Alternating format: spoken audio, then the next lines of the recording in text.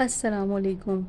आज ना गर्मी बहुत ज़्यादा शदीद थी और ऐसे मौसम में ना जो चीज़ दिल को सुकून और ठंडक देती है वो है खट्टा मीठा फालसे का शरबत। तो बस फिर मैंने गज़ा का लेमन ट्राई किया, बहुत मज़े का था और उसके बाद मैंने फालसे का ठंडा ठंडा शरबत पिया जिससे दिल को बहुत सुकून मिला। ज़िंदगी की मसरूफियात में हम छोटी छोटी बरकतें, छोटी छोटी खुशियाँ अक्सर भूल जाते हैं जो हमारे इर्द गिर्द ही मौजूद होती हैं। आज की जो मेरी वीडियो है ना, ये उन्हीं लम्हों की याद है जो हमारे घर पे हलीम की नियाज़ रखी गई थी।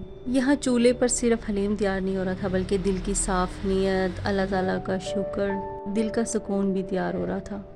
जब हलीम की इतनी प्यारी सी खुशबू पूरे घर में फैलती है ना, तो ऐसा लगता है जैसे रहमतें बरस रही हैं।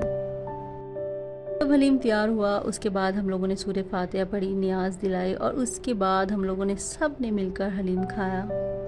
जब हमने हलीम तकसीम किया और लोग खुशी से प्लेट पकड़ रहे थे तो ऐसे लगा जैसे अल्लाह ताला खुश हो गए हों, अल्लाह ताला राज़ी हो गए हों। नियाज़ का ना अपना ही एक सुकून होता है, ये सिर्फ दिल को ही नहीं बल्कि रूह को भी ताज़गी देता है।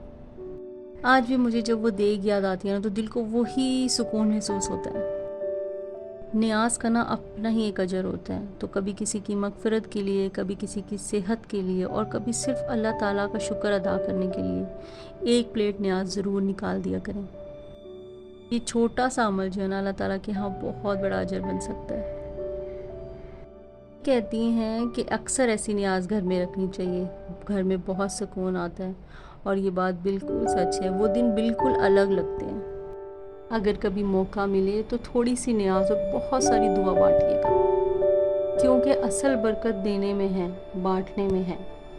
अल्लाह ताला हम सब के घरों में सुकून और मोहब्बत रखे, आमीन।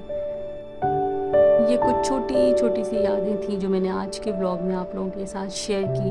अगर आप लोगों को व्लॉग पसंद आ जाए तो लाइक, सब्सक्राइब एंड शेयर ज़रूर कीजिएगा। दुआ में मुझे याद रखिएगा।